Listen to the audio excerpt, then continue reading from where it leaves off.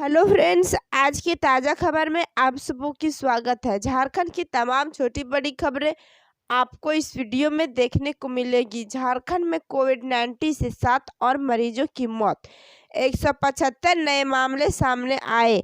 रांची 22 नवंबर। झारखंड में गत 24 घंटों में कोरोना वायरस के संक्रमण से 7 और व्यक्तियों की मौत हुई, जिसके चलते राज्य में कोविड-19 से मरने वालों की कुल संख्या बढ़कर 946 हो गई। वहीं रविवार को संक्रमण के 175 नए मामले सामने आए, जिन्हें मिलाकर राज्य में कोरोना वायरस संक्रमितों की कुल संख्या अब बढ़कर 1,07,332 हो गई। स्वास्थ्य विभाग द्वारा आज जारी रिपोर्ट के अनुसार राज्य में सामने आए कुल 1,07,332 संक्रमितों में से 1,03,957 अब तक ठीक होकर अपने घर को लौट चुके हैं, जबकि 2,429 अन्य संक्रमितों का इलाज विभिन्न अस्पतालों में जारी है। इसी के साथ अगली बड़ी खबर, 12वीं पास झारखंड के युवाओं के लिए खुशखबरी। एयर फोर्स ने निकाली बम्पर वैकेंसी, 27 नवंबर से होगा रजिस्ट्रेशन। भारतीय वायुसेना में नौकरी की इच्छा रखने वालों के लिए खुशखबरी है। इंडियन एयर फोर्स ने बम्पर वैकेंसी निकाली है। इसके लिए 27 नवंबर 2020 की सुबह 11 बजे से आवेदन लिए जाएंगे। शर्त सिर्फ इतनी है कि आवेदन करने वाले विवाहित नहीं हो, यानी यह नौकरी सिर्फ अविवाहित पुरुषों के लिए है। झारखंड में रहने वाले नेपाली नागरिक भी इस नौकरी के लिए आवेदन कर सकते हैं।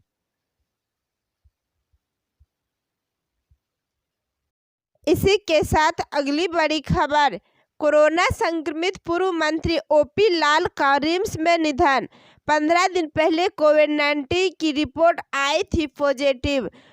कोरोना पॉजिटिव पूर्व मंत्री ओपी लाल का रविवार को रांची के रिम्स में निधन हो गया। करीब 15 दिन पहले कोरोना पॉजिटिव रिपोर्ट आने के बाद उन्हें धनबाद से रांची के मेडिकल अस्पताल में भर्ती कराया गया था, जहां उनकी कोविड-19 रिपोर्ट निगेटिव भी आ गई थी, लेकिन इसके बावजूद सांस लेने में कठिनाइयों की वजह से उन्हें रिम्स में भर्ती कराया गया था, जहां आज उन्होंने अंतिम सांस ली। इसी के साथ अगली बड़ी खबर, मजदूर किसान विरोधी है केंद्र सरकार। श्रम कानून में बदलाव व कृषि सुधार बिल संसद में पारित करने के खिलाफ झारखंड क्रांतिकारी मजदूर यूनियन की ओर से बिरसा मुंडा आश्रम में एक दिवसीय कार्यकर्ता सम्मेलन का आयोजन किया गया। सम्मेलन में वक्ताओं ने मोदी सरकार की नीतियों की कड़ी निंदा करते हुए उसे वापस लेने की मांग की।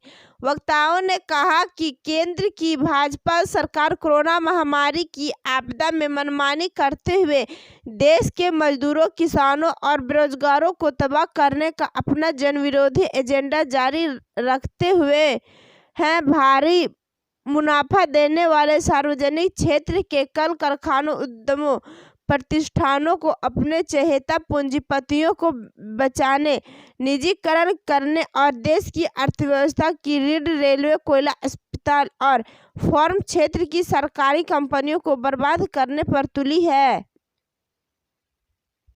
इसी के साथ अगली बड़ी खबर, चाइल्ड लाइन के प्रयास से 5 साल बाद परिवार से मिली किशोरी। झारखंड बिहार की सीमा पर स्थित थानसिगड़ी पंचायत के बसुरिया गांव की एक आदिवासी किशोरी 5 साल बाद माता पिता से मिलकर काफी खुश हुई। यह सवेरे फाउंडेशन की चाइल्ड लाइन टीम तीसरी के प्रयास से संभव हुआ। 1 साल से बेटी से बात तक नहीं होने से माता पिता काफी परेशान थे। बसुरिया की 10 वर्षीय बच्ची को बिहार का एक दलाल अच्छी पढ़ाई कराने और बच्चों को देखभाल के लिए 5 साल पहले दिल्ली ले गया था। 1 साल से माता पिता की बेटी से फोन पर बात होना बंद हो गई थी। माता पिता जब दलाल की बेटी से बात कराने को कहते तो वह टाल देता था, 1 पैसा भी नहीं देता था। बेटी किस हाल में है, यह सोचकर माता पिता को चिंता बढ़ गई थी। इसी के साथ अगली बड़ी खबर, गिरफ्तार हुआ औद्योगिक क्षेत्र का बड़ा अपराधी, पत्थर व्यवसायियों के नाक में कर रखा था दम। झारखंड के दुमका के शिकारीपाड़ा थाना क्षेत्र में लगातार पत्थर व्यवसायियों को मिल रही धमकी और स्टोन कारोबारी मनोज भगत को गोली मारने और स्टोन कारोबारी आदित्य गोस्वामी पर 40 लाख रंगदारी देने मामले में खदान क्षेत्र के लिए सरदर्द बना शातिर अपराधी मुन्ना राय उर्फ लक्ष्मण राय को पुलिस की एसआईटी टीम को गिरफ्तार कर लिया है। इसी के साथ अगली बड़ी खबर, झारखंड विधानसभा 20वां स्थापना दिवस, बीजेपी नेता ने कहा बाबूलाल आते तो कार्यक्रम भव्य हो जाता, नेता प्रतिपक्ष सभा के श्रृंगार हैं। झारखंड विधानसभा का 20वां स्थापना दिवस रविवार को मनाया गया। कार्यक्रम में इस सत्र के उत्कृष्ट विधायक नलिनी सोरेन को सम्मानित किया गया। इसके साथ ही राज्य के शहीदों को परिजनों, मैट्रिक व इंटर की परीक्षा में अव्वल आने विद्यार्थियों और कोरोना वॉरियर्स को सम्मानित किया गया। नेता प्रतिपक्ष को अभी तक विधानसभा अध्यक्ष की तरफ से मान्यता नहीं दी गई, इसलिए कार्यक्रम में बीजेपी के मुख्य सचेतक विरंची नारायण को बुलाया गया। इसी के साथ अगली बड़ी खबर, नियोजन नीति के तहत शिक्षकों को रद्द हुई नियुक्ति के खिलाफ सुप्रीम कोर्ट गई झारखंड सरकार। राज्य की नियोजन नीति और इस नीति के अनुसार 13 अनुसूचित जिलों में हुई शिक्षकों की नियुक्ति रद्द करने के आदेश के खिलाफ झारखंड सरकार ने सुप्रीम कोर्ट की शरण ली है। सरकार ने हाईकोर्ट के पूर्ण पीठ के आदेश को चुनौती देते हुए सुप्रीम कोर्ट को विशेष अनुमति याचिका दायर की है। हालांकि सुप्रीम कोर्ट ने इस याचिका पर सुनवाई की तिथि अभी निर्धारित नहीं की है।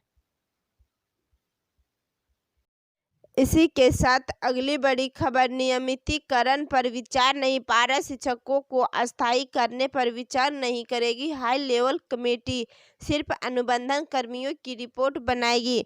विकास आयुक्त की अध्यक्षता वाली हाई लेवल कमेटी पारा शिक्षकों, आंगनबाड़ी सेविकाओं और आउट सर्विसिंग कर्मचारियों की सेवा शर्तों और नियमितीकरण पर विचार नहीं करेगी। यह कमेटी सिर्फ अनुबंधन कर्मचारियों को नियमित करने और सेवा शर्तों में बदलाव की रिपोर्ट तैयार करेगी। कमेटी की बैठक में यह सहमति बनी है।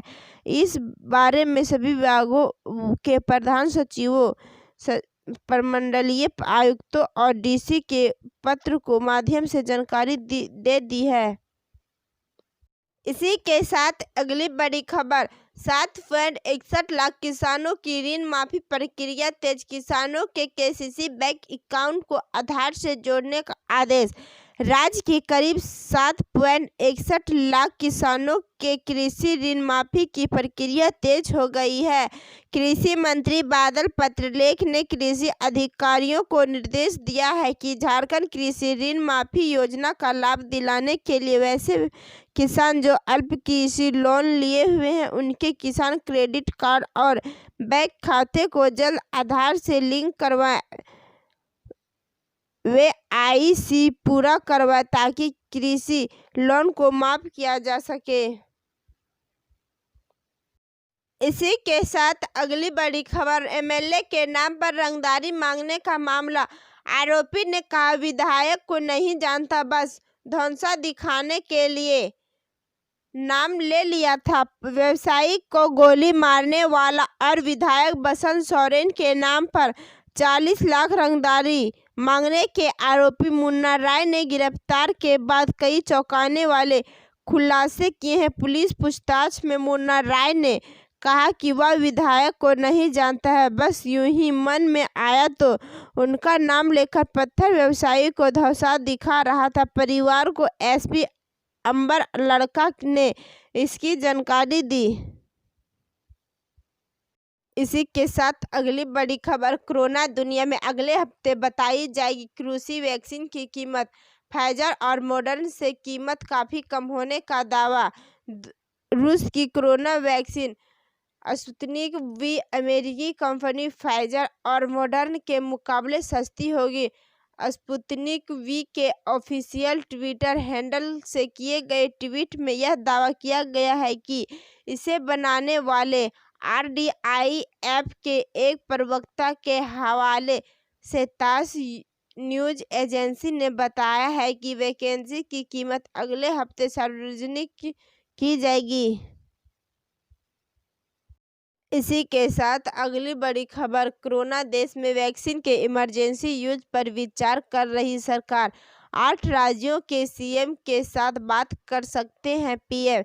देश में कोरोना मरीजों का आंकड़ा 91 लाख के पार हो गया। अब तक 91,39,560 लोग संक्रमित हो चुके हैं। राहत की बात यह है कि इनमें 85,60,625 लोग ठीक हो चुके हैं। अभी तक 4,43,125 मरीजों का इलाज चल रहा है। संक्रमण के चलते जान गंवाने वालों की संख्या अब 1,33,750 हो गई। रविवार को 24 घंटे के अंदर 43,652 नए मरीज मिले, 40,586 लोग रिकवर हुए और 487 की मौत हो गई।